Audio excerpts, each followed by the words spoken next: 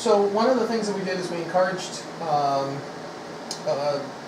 everyone to bring a sample if you had something that you wanted to have tested. Brought something. No, I have the handout. I have a question though.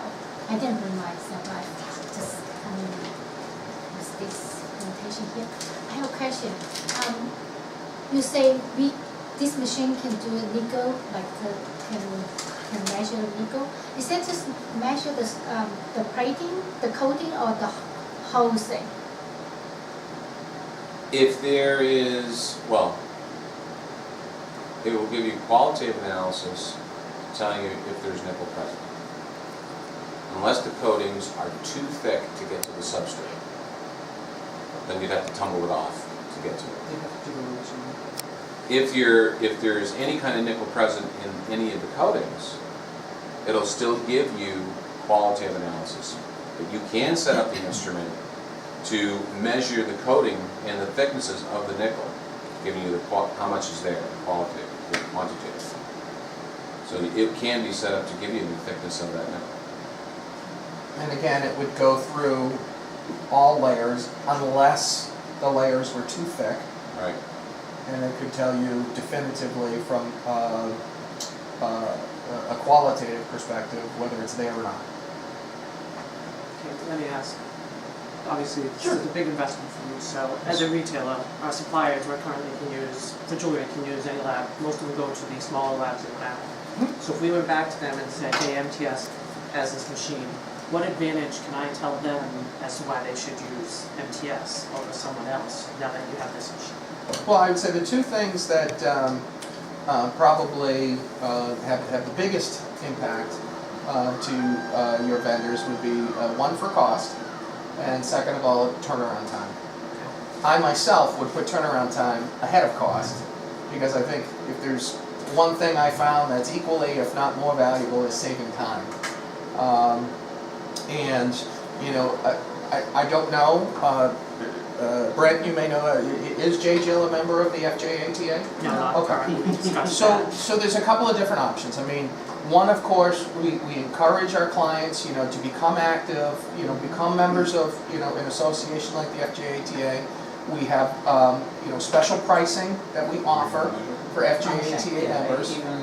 We do also, you know, it's probably no secret as to, you know, how a laboratory works, but when we start to discuss doing business together, you know, we get a scope as to how much the spend is going to be, and, you know, that way we can start to work on, you know, pricing packages. But for something that's very structured, coming right out of the gate, a membership to the FJATA, we have the programs and the pricing already established. Yeah, we have pricing with you because you are an approved Okay. J. Jill jewelry.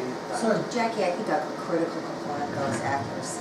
That's That's that really would, the critical component. because we're pretty much doing lead. Lead is our biggie in Kettering for jewelry. We don't do any gold, so we're not into this. We're, you know, this would be more something that we would do. So they're testing all the components within something like this, giving us a report, telling us. So accuracy is obviously key. Sure. Turn time would be key, making sure that we're meeting our standards, which are the ever-changing standards based on process. You know from being in the testing world yourself, Yes. that there are different levels of equipment and sophistication. So you're right, we made this, you know, capital expenditure here because we feel that it's extremely accurate. Because we still have a bill that's our time. We only use the spot check in our distribution center.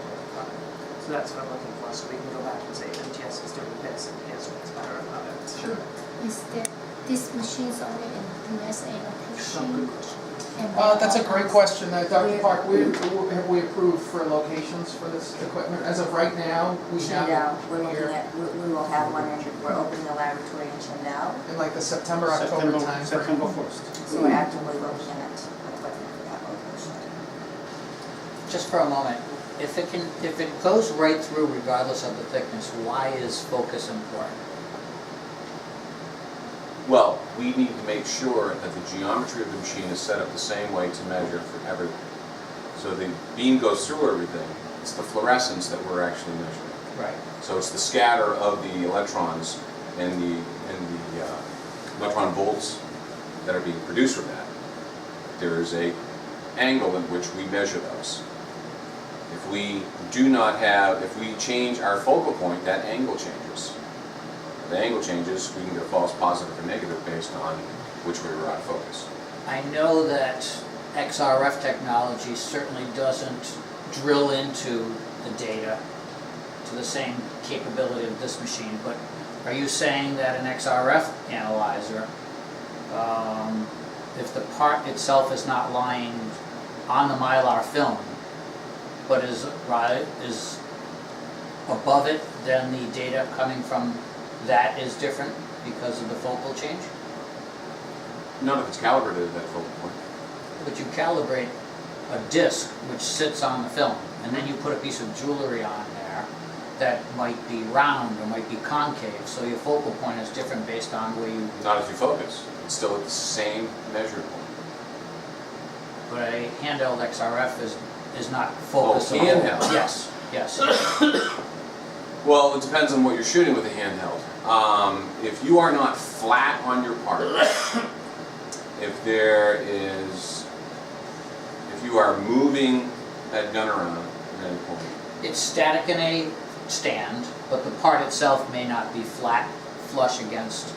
I would question it. Okay. I'm just trying to understand I would the question focus. I know because I sell handheld X-rays too. Yeah. I sell the stands, and I actually do the empirical calibration curves to actually allow us to measure this. That has to be flat. It's got to be large enough to measure. Because if you don't, you're going to get skewed results. There's no way around that. Okay. I sell the Oxford line, obviously. Yep. There's other people who sell the other companies that are out there. There is some documented works that say that you can just put it right on the whole big barrel of parts and get an answer. Well, we know that the California CEH is doing that with the handheld gun in a store, looking for potential non-compliant products. Thickness or composition? Composition. Totally different. That's probably qualitative measurement. That can't be quantitative if it's plated or if it's not flat against where you're measuring. There's no way. So it's probably just qualitative. So you're just picking, you're screening. Can I find something? Right. That's all it is. That's different. But if it's a plated part, you can't get any quantitative results on the substrate. This at least allows you to get somewhat more concrete answers for quantitative results. And that includes plated parts. All right? Now, my question is, because that's a leaded glass stone, is there any possibility that part of that reading is... Okay. No, not through that. That's a fixed shank. Right, Yeah, right. this is, Okay. let me just, So that's showing 1.9%, No, 95%. 95.4. With the Yeah. plus minus of Oh, 1.9. I see. Wow. So what are you scanning, the glass stone? No, it's the shank. I had gotten this ring from somebody that I threw it on my XRF. Yeah. And said, well, this doesn't look good. So I'm bringing it here. And what is it, 95% what? it's got antimony in it too. Yeah, well, Yeah. but 95% what? Lead? Lead. So what does that, that means that there's a thickness of something that's 95% lead. No. This wouldn't be the substrate. This is would underneath be- it. Yeah, Oh, that's- underneath. Yeah, that's not the plating. That, No, I now we'll ground just- off, Now we'll just go over He here. took and off shoot. all the plating I and took all off the the plating, layers. and that's what I'm seeing. So he's getting the And that's- substrate readings right now. Right, Oh. right. And we, Wow. They're not so metric. yeah, so I'll just shoot this again and see what we get. I knew this was a problem piece. I wanted to see what. Yeah. But now you can understand, you know, the time that it took to do this, again, the accuracy of the equipment and the fact that you could have very well prevented this being submitted Right. from a regular testing, you know, process for some pretty large retailers. So they plated a ton of copper on here to hide this. Come What I say, Exactly. Jim? They, No, I know. they, All right, all right. Very interesting. So what's your copper readings now? the copper's almost up to 95%. Yeah, it was on the plating, it was almost all copper. Now, I don't have this set, this particular application is not set up for every precious metal. can put all the precious metals into one lid. So what it, there's your copper. I can take the lead away since, oh no, actually, if you'll see the lead spike, you know, if you were to